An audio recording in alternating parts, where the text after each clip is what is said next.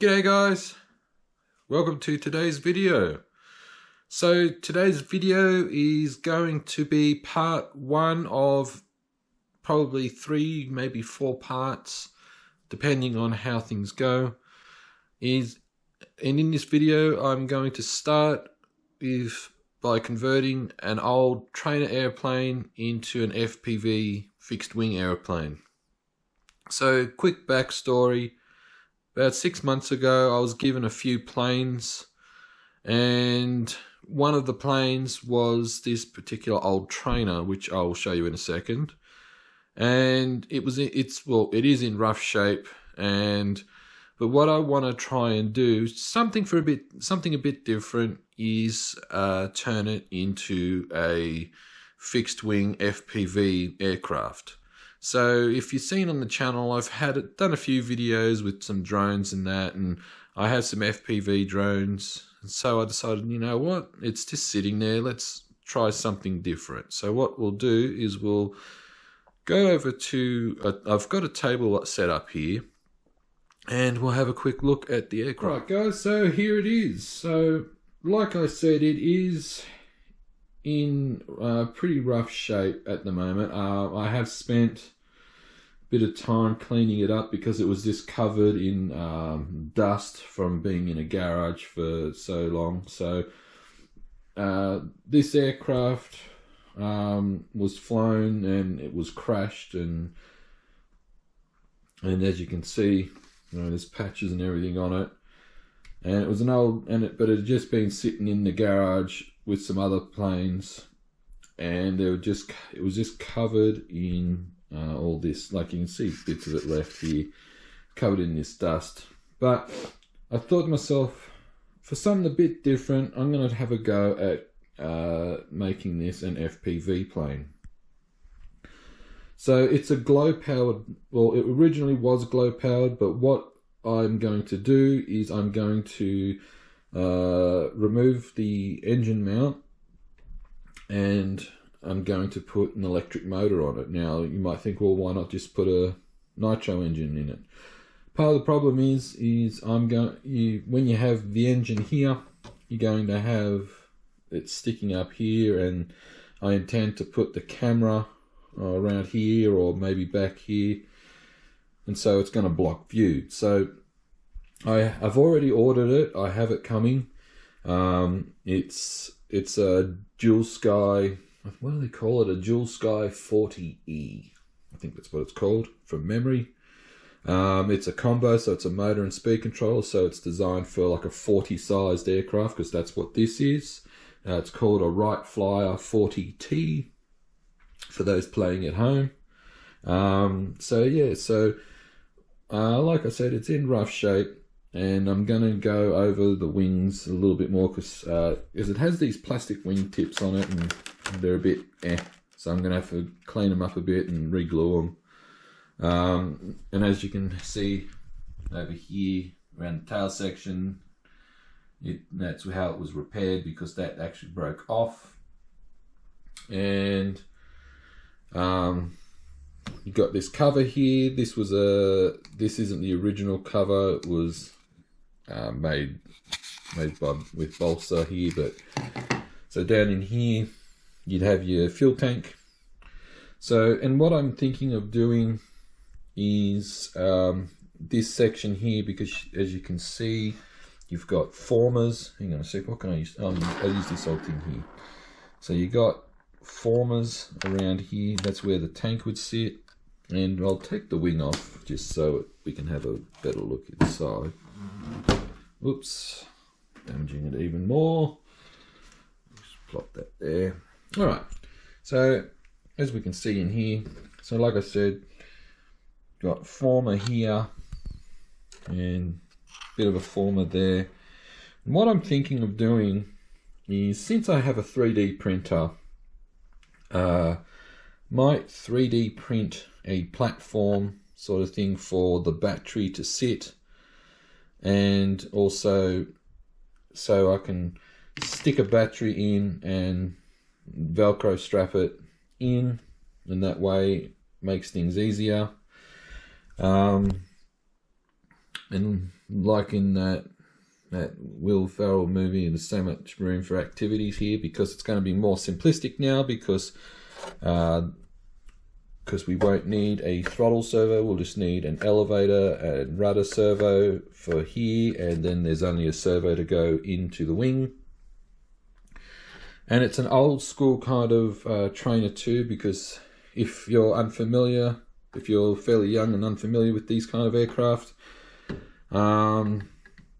they use rubber bands instead of wing bolts. So like on your normal like more modern trainers, there'd be a little hook here for the wing to slot into, and then you'd have your 2 wing bolts. Well, this doesn't have that, so you put the wing on, and then you got these rods here for the rubber bands to go over, hold the wing on. So it's a little bit more simplistic. Yeah, so I was toying too with the idea of making it a tail dragger. However, I was thinking if I have a camera here, being a tail dragger, it'd be facing down, and obviously the camera would be kind of pointing upwards, so I wouldn't be able to see the runway properly. I'm most likely going to use my older high-tech Aurora 9 radio just to put it in. So what we'll do first is we'll go about taking off the engine mount here, and we'll be back. Alrighty, so I've got the engine mount out. It's actually one of these fancy 2-piece mounts, so you can adjust it.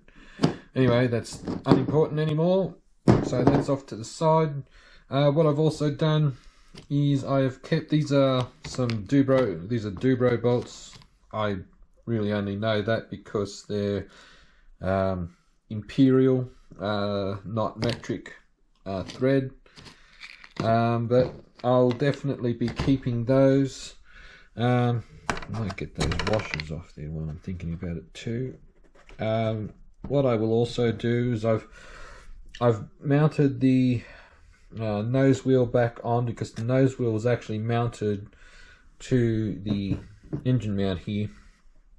So I've mounted it back into its original position. I might put some different screws on at the bottom there. So next part, what I'm going to do is, what I want to do is I intend to make this bit here not so much removable, but I'm thinking of putting it on a hinge. So I have a hinge here, and I have, it's somewhere around here, but I bought a couple of like quick release latch spring gizmos. Thinking of putting those on just to basically make it easier. So the idea is, so instead of having to take the wing off every time, I can just flip that forward, and that way I can then just put the battery in, and so the little latch will go there. And like I said too, this I really intend to use this as the mounting area for the camera, so that way, the camera won't go anywhere, but I can at least have a flippable hatch, and I can have easy access for the batteries. So what I'll do is I will pause it here again, and we'll be back with hopefully some progress. Alrighty, so made a little bit of progress here. Now I want to make it clear right now that what I'm about to show isn't the finished item, I guess you could say. There are a few little things I have to make better, if that sounds right. So I've got a hinge on the front here. I was going to use 2 hinges, However, one of the issues is the mounting points for the motor. So when the motor arrives, I'll be having some standoffs here for the motor. So the motor will sit about here somewhere. So it will be using these original 4 points here for mounting. So that meant I can only use one hinge, which I've glued it to the top bit here, and I have screwed it on to here with a small self-tapping screw. It doesn't have to be perfect, it just has to hold it on. So the issue I have right now is, as you can see, there's a bit of movement here.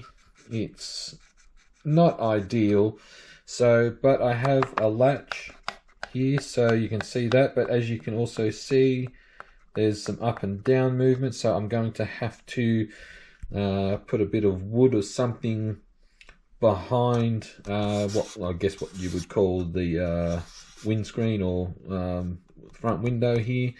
So that comes back, but as you can see, that flips forward, and so we have easy access to the what will be essentially the battery area. So yeah, what I'm going to do now is, as you can see, because this model was glow powered, your fuel tank was in here, and so this recess here was cut out for the tank to fit. Obviously we're going electric, so it's no longer needed. So what I'm going to do is get a bit of wood and put it behind here, so we don't have this recess, and then that will mean that there's no it's not loose. And so then once I've got that sorted, what I'm going to do is I'm going to probably make like a little L bracket, or make a guide of some description that will stop the latch here from flapping about.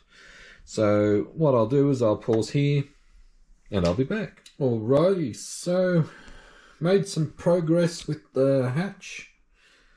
And look, I'll be perfectly blunt with you all. It's not meant to be pretty, it's meant to be functional. So as I see, with the hinges done, the little latch here is done, and as you can see on the sides here, you probably can't really see it too well on if I can get it to there we go. So I've got some plastic on the sides here, and that stops the side-to-side movement. Like I said, it's not pretty, it's meant to be functional. So we lift the hatch. Oh, and as you can see here, there's no up and down movement, because what I did, we can see in there, what I've done is, this is an offcut of a 3D printing project that I had for something else. It was a failed 3D printing thing. I forget what it was I was doing, but worked out perfectly. Glued that there, so that comes down, and yeah, it sits there perfectly. Like, as I said, it's not pretty, it's meant to be functional. So what I want to do now is try and come up with a battery mount system. So what I'm thinking is, just get this for pointing. So like, as you can see here, we've got these formers here, so that's how the tank is designed. The tank's meant to sit there, and part of it goes sits there, and so we got these formers. So what I'm going to do now is I'm going to try and design something for the battery to sit on, so and have it so I can strap the battery in through here without having to remove the wing. And yeah, we'll see how we go. So what I'll do is I'll pause the video here and I'll be back momentarily. Alrighty guys, so I've come up with a simple-ish design, I guess you could say. It's just started printing. It's probably been going for about a little over 20 minutes now, but this is going to take about 12 hours to print. But this is, like I said, it's just going to be a simple design, and hopefully there won't be any printing issues. So in the snap of a fingers for you guys, 12 minutes will go like that. Well guys, after what has felt like an eternity, I know 12 hours definitely felt that way, the battery tray mount piece that I've printed is finished, and it's not installed. I've just placed it in, but as you can see, what I'll do is I'll just pull it out just so we can have a quick look, and close that. So it's a simple design. So basically the battery sits on there, and what I've done here is, what I intend to do is, while it will be glued to the base of the fuselage, I will, however, drill through the bottom of the fuselage and into the bottom here and put a screw in to hold it down firmly, so just in case it does get dislodged. Now if I pull this back and plop it back in, so the whole idea of this piece here, so I don't know if you can see if it's showing up on camera, but you can see this mounting screws for the nose wheel are popping through the motor mount. So the whole idea of this section is, heaven forbid, should I go nosed into the ground, I mean, it would really be the end of the model. However, it's to protect the battery from damage or like being punctured from the screws there, and stop the battery from catching on fire. Because if it catches on fire, because where I fly at my local club, there's lots of paddocks with long grass, and the grass is at the moment the grass is dry, and obviously dry grass burns really well. So it's more a case of protecting the battery and protecting the surrounding areas from fire. So I'm going to leave the video here right now, guys. So basically I feel I've accomplished what I need to accomplish at the moment, and I will install this permanently in between this video and the next. But in the next video we will basically go ahead with installing the electronics and hopefully doing a maiden flight. So I hope you've enjoyed this video, guys. If you have any questions or any tips for me, please don't hesitate to drop a comment. And as always, enjoy your hobby and cheers.